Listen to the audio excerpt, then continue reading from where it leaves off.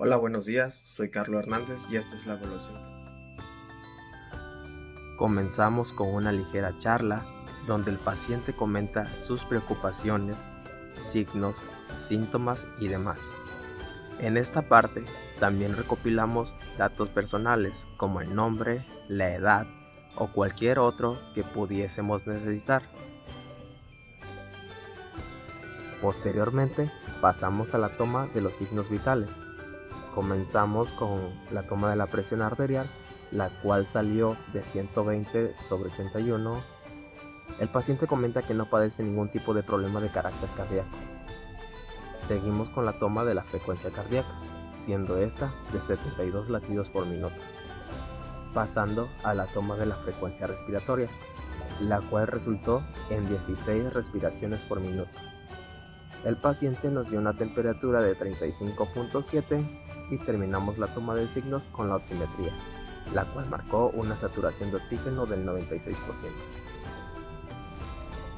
Posteriormente hicimos una señalización de molestias en un dibujo del cuerpo humano.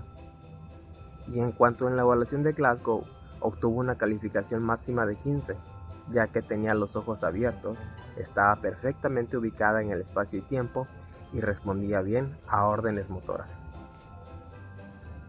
Continuamos con la exploración de los pares craneales, donde iniciamos con la evaluación del nervio olfatorio, en la cual tapamos los ojos del paciente para que pudiera identificar distintos tipos de olores. En este caso utilizamos chocolate, vainilla, jabón líquido y caldo de pollo.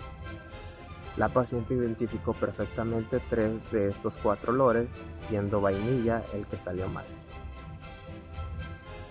Continuamos con la evaluación del nervio óptico. En este caso fue la evaluación de la agudeza visual y el campo de visión.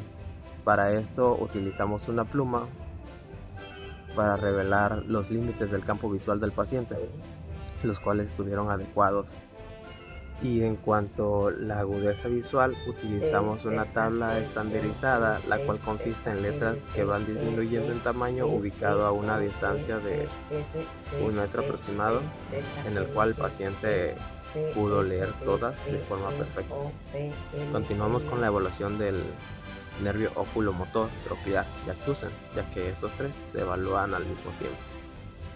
Para esto colocamos un lápiz a la distancia de 30 a 60 centímetros del paciente y le pedimos que lo siga con la mirada sin mover la cabeza.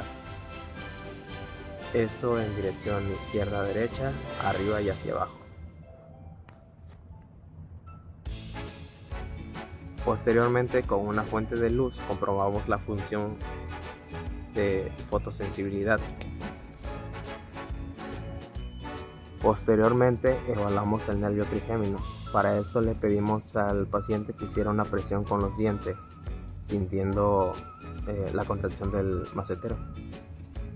Posteriormente a eso, revisamos la sensibilidad en 3 puntos específicos: por encima de la frente, encima del labio superior y el mentón.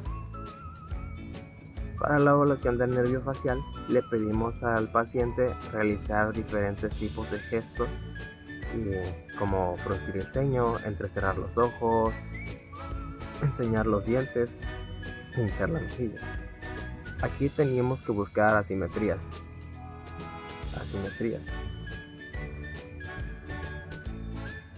También revisamos que la fuerza muscular fuera simétrica en las 2 semicaras.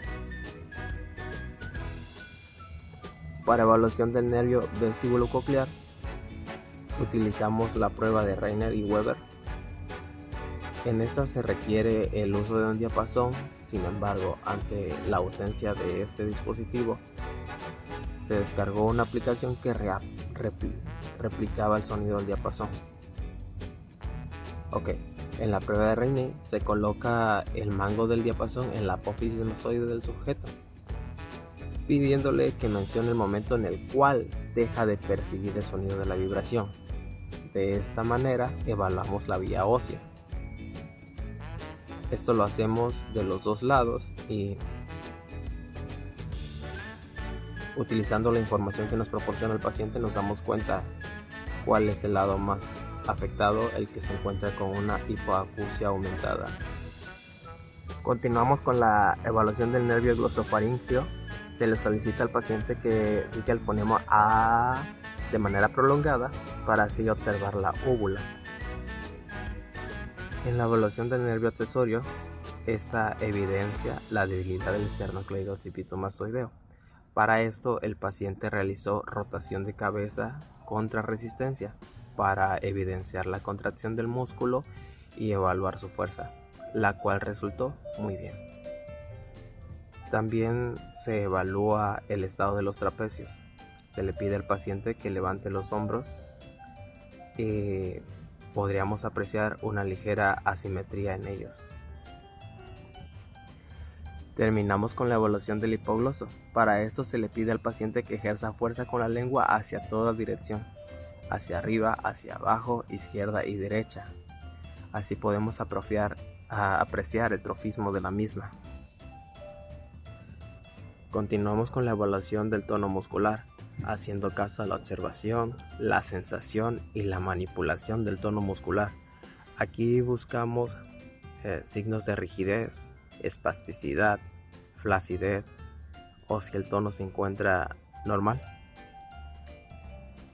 Hicimos uso del test de Placey, siendo este positivo si el paciente se hace cargo de su tono al realizar movimientos. Es decir, nosotros guiábamos movimientos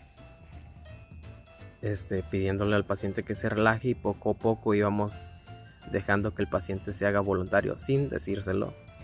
Y si el paciente se hace voluntario, esto es un signo positivo. Si el miembro del paciente cae, significa que es un signo negativo. También se realizamos movimientos rápidos y continuos para descartar cualquier tipo de espasticidad relacionado con la escala de Ashworth. Continuamos con la exploración muscular, en la cual se evaluaron grupos musculares completos hacia movimientos generales para evaluación de fuerza, principalmente de hombro y rodilla, que fue donde el paciente reflejó las molestias. En cuanto en hombro derecho específicamente, se realizaron los movimientos hacia flexión, extensión, abducción, aducción, rotación externa e interna, y el paciente recibió una puntuación de 4 en la escala de Daniels hacia todos los movimientos, exceptuando la flexión de hombro, la cual llegó a sobreponerse a la resistencia máxima. Posteriormente, en hombro izquierdo se realizaron las mismas movilizaciones hacia flexión, extensión, abducción, aducción, rotación interna, rotación externa, y el paciente recibió una calificación de 4 en la escala de Daniels hacia todo movimiento. Posteriormente pasamos a rodillas, donde se evaluaron los grupos musculares hacia flexión y extensión, la cual salió a 5 en la escala de Daniels en el lado izquierdo y 4 negativo en la escala de Daniels modificado en rodilla derecha, siendo incapaz de ejercer fuerza contra resistencia. Finalizamos con la evaluación de la marcha y equilibrio, donde el paciente muestra ligeras deficiencias a la hora del balanceo, ya que presenta dolencias de rodilla, la cual le lleva a presentar una marcha antiálgica tratando de compensar el movimiento y tratando de alejarse del dolor. Esto mismo nos lleva a un patrón patológico que se ve reflejado en su caminar y en su postura cotidiana, trayendo posibles complicaciones más adelante.